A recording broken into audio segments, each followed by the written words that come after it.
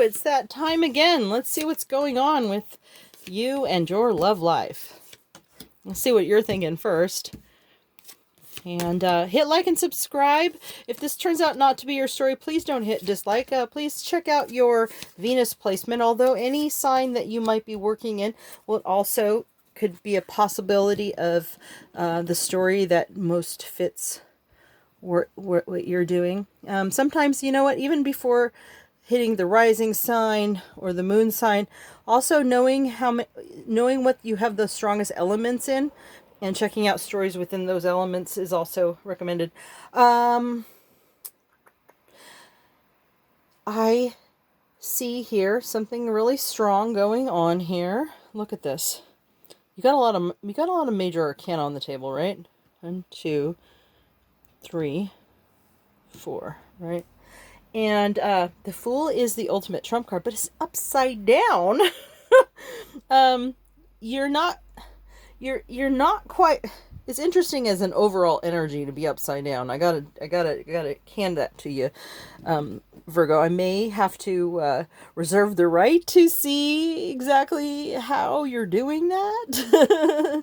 But we'll see as the story progresses. I bet you it'll pop out at us. But that is your strongest energy. No matter what comes out on the table, the Fool card is going to be the strongest energy. All right. So you see your person as being very reliable, steadfast, possibly a Taurus. I don't know why I said that, but because I don't always see signs. But I guess if I feel strongly about it, I might mention it. But not for all of you. You see the potential of marriage, possibly children. This person could be very connected to their culture or religion. And you see them as not really capable of being vulnerable with you, at least at this time. I think that because it's on the table, it suggests that you know that they're capable of it. And what I also see here is that you're a little worried that you have worldviews that are in conflict, or, to me, actually, what popped into me just now, I felt strongly about, is that you could have the same worldview and still have variations within it that cause, like one could be more feel stronger about something than the other, and it's causing and you see the potential of conflict over that. I don't think it's become so bad right now, but you're worried about it. You know that your person is kind of tired of defending their point of view, but you kind of know because, see, in the upright, your person is definitely, right? They're like, what am I defending this for? But in the upside down, you see the potential of them being like, what is this for? Maybe they're going to side with you on this. Who knows? Okay. You are a Page of Swords. You are the type of person that wants to come in and cut right to the chase and get to talking about things without, like with that childlike ability to see things. You're not jaded and, too set in your ways. You really want to get to the nitty gritty, like someone with fresh eyes can. And you may want to show how you feel, but you're feeling a little like, I can't quite do that. You know that you want to take a chance, but you're a little bit, maybe that's what the Fool in reverse is telling us. You're being very cautious about how you do it. Right? Because you see the potential of having the world with your person, or working it out with them and starting over, or whatever the case may be. You're seeing that they are having a little bit of a hard time with not being stuck in their ways. Because, but you see the potential of them being a little more enlightened. But they're not right now. That can be frustrating. You feel that they do need to be alone and to sort things out for themselves. And that's not a process that you can, get, push along or whatnot, right? So that might be one of the reasons the Fool is in the reverse, because while one of the ways that you're moving forward and taking this chance is to allow them that freedom to work on their own things in their own way without sharing it. They're keeping you in the dark, but you're good with that. You know that this person needs to. You are a Queen of Swords. So even though you want to rush in like with a with a childlike wonder with communications on love and whatnot, you are going to stick to the very mature energy of keeping your own counsel and being careful with your words. All right. I can really understand what you're going through. You're a very wise person. I can sense that with you, Virgo. You have an ability to see things on a very deep level, especially when you see your person being stuck with their own ability to see things in a new way with that reversed Hangman. Let's see what your person's feeling.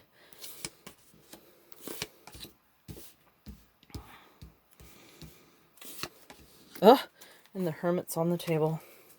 Hermit in the house. You know, every time the Hermit shows up, it's usually a very, very complicated story. But let's see. Doesn't always have to be.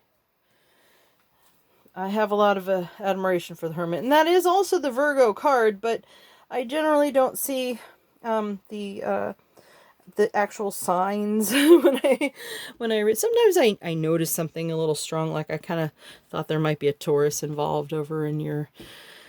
So, let's see. Your person is afraid of having deep regrets. So they're coming from a place of lack instead of and I can see how you've sensed that, because in your reading you kind of got that. All right. Your person is a King of Swords. You're a Queen of Swords, and your person is a King of Swords, whether you're he, she, or whatever. No gender. Your person is capable of being fine on their own. They don't necessarily need to communicate.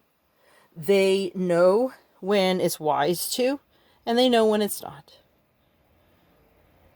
You know, they feel a little heartbroken by you. I'm not sure what happened. Okay. Now that third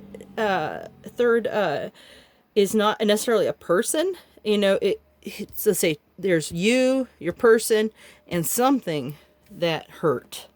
So that's doesn't mean more than that. It means that there's something that they may feel judged. I think that's come up in the past, but I don't want Virgo to feel like I'm judging you as a judger. That is only true if you know it is. This might be for your Virgo brothers and sisters who are very certain and confident of their way in the world, and sometimes it's good to have a pair of fresh eyes on things, and so because people, there's nothing better than feeling understood if you want someone to see your point of view. If you try to rationalize and reason with a person, they're just going to get defensive, right? And a lot of people don't realize that. It's like, but I know that I'm right, and I just need to explain it. And, you know, and I'm not saying this is you. Like I said, this might be for some of you. But sometimes the best way to get someone to see your point of view is to understand theirs. Even if you fundamentally don't agree with it, if you see the heart behind what they believe and why, they're going to be more open to you. I hope that makes sense. It's one of the hardest lessons I ever had to learn. So trust me that there's no judgment here. He who casts the first, I don't know my Bible verses or whatever. But I certainly am not the pot calling the kettle black. So, you know what I mean, right? So this is not about judgment. This is just about things that I have learned in my life as well. So sometimes I see it in the cards because, you know, I've seen these things happen, right? Okay. So you want to come in with something passionate, but you're not ready to start with something. You definitely aren't sure about approaching it like a knight and coming in with that romantic love. Like you're more in your, they're more in their king energy, right? They're not in their romantic energy. They're not feeling like they're gonna just come in with some passion or come in with romance. Maybe because they're heartbroken right now and they're trying to be in their king energy, which is very strong because they're terrified of but they're terrified of regret, meaning I think that has more to do with they're not coming in with these things, but they're afraid of not doing. So that's an interesting energy, but maybe the Hermit's going to have a lot to say on that because I'm probably not making sense. So let me back up a little bit, okay? All right. Your person is afraid of regrets. And that means for me, when I see a card like that in the reverse, that they're going to take steps towards you because they don't want regret, right? But here they are saying they're not taking steps towards you. As a matter of fact, they're in an energy that doesn't really need anybody. So why is this? How could these both be true? And so that's where we're going with it, right? There's some heartbreak here, blah, blah, blah. So, they're afraid. They're afraid. Oh, you know what? They're not quite ready to deal with the grieving process. Because to me, this is the grieving process card. Yes, it could be that they're incapable in the upright. They're incapable of seeing the things that are right, and they're only seeing the things that are wrong. But upside down, they're afraid that they're going to see it that way because they need to go through the grieving process. Whatever broke their heart, and who knows, maybe it wasn't even you. I always said you, them, and something else caused it, but what if it's not even you? I mean, it doesn't necessarily mean that it's you. It still stands to reason that the best way to reach them, if you want them to understand your point of view, is still the same, to understand theirs first, even if you don't agree with it. Or maybe you do, but you know. So, right here, we have something that they are coming in with. So here's where we go with, okay, they're not coming in with passion, but they are coming in with communication. You know, that King of Swords. They're not doing it on a romantic level. They're not that romantic knight in shining armor coming in with love, but they are coming in with some start some communication. But here's the thing. I think that the Hermit suggests to me that, you see, the Hermit is all about how a person doesn't really know what questions to ask in order to solve their own problems. And I think your person knows that. I think that they feel a little stuck. And I think that they feel that by at least starting a dialogue with you, that they might be able to figure out what it is that's bothering them. But they themselves don't. Like, if you try to ask them about it, they're not going to know themselves. They might come up with some reason their mind comes up with to answer your questions. But if ultimately what they're saying doesn't make any sense, it's because they have something they need to work through. Remember this? They need to get there. And they can't until they figure out what's bothering them, what's going on. There's certain life lessons that you can't wrap your brain around because things aren't black and white, right? At least, you know, when we're kids, hey, 1 + 1 = 2, and there was no other answer. But as we get older, there's so many variables involved, and your person's wise enough to know that, but also clearly wise enough to know that they're not seeing things the way that they need to in order to move forward. And it's going to give you probably some darkness. Let's see, in you had noticed that they need to go off on their own, right? Yep. Okay. They do see you as a soulmate potential, but they're not going to put any energies into this right away, because they need to start here. And their overall energy is the Ace of Pentacles. So not only are they coming in with this communication, they actually do have the inner resources to deal with all this. Okay, they're coming towards you with this, but these are resources, whether it's coin, inner resources, spirituality, whatever the case may be. They know that they have to apply that to these situations to make it work, right? They are interested, but they're dealing with some heavy stuff, and you trying to explain to them something that comes off as worldview or something like that could just complicate things. So seek ye first to understand, right? And I think that's I don't know. Me and my Bible verses, who knows? All right. I think it's just part of American culture to know some of these, or a lot of American culture anyway, not all American culture, obviously. Pay attention to the red flags. Well, we do know this, right?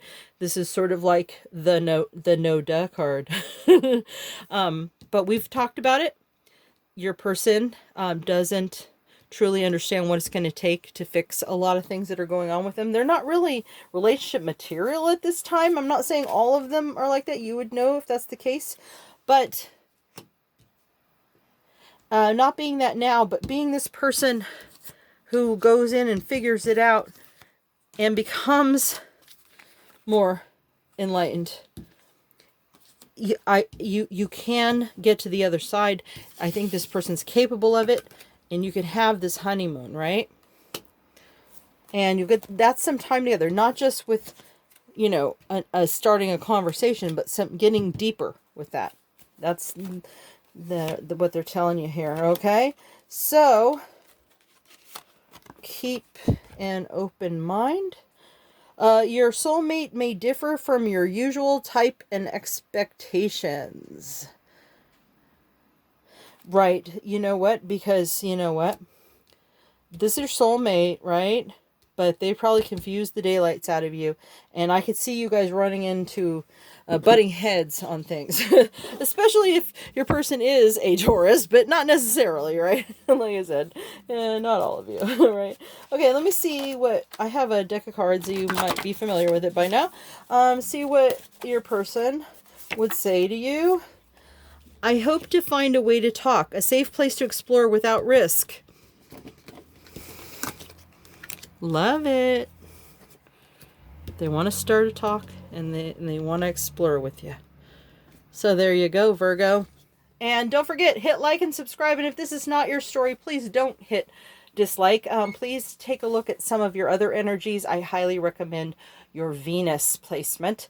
And if this is your story, or you have some variation on the story, please let me know in the comments. I love to hear from you guys. And we'll talk again soon.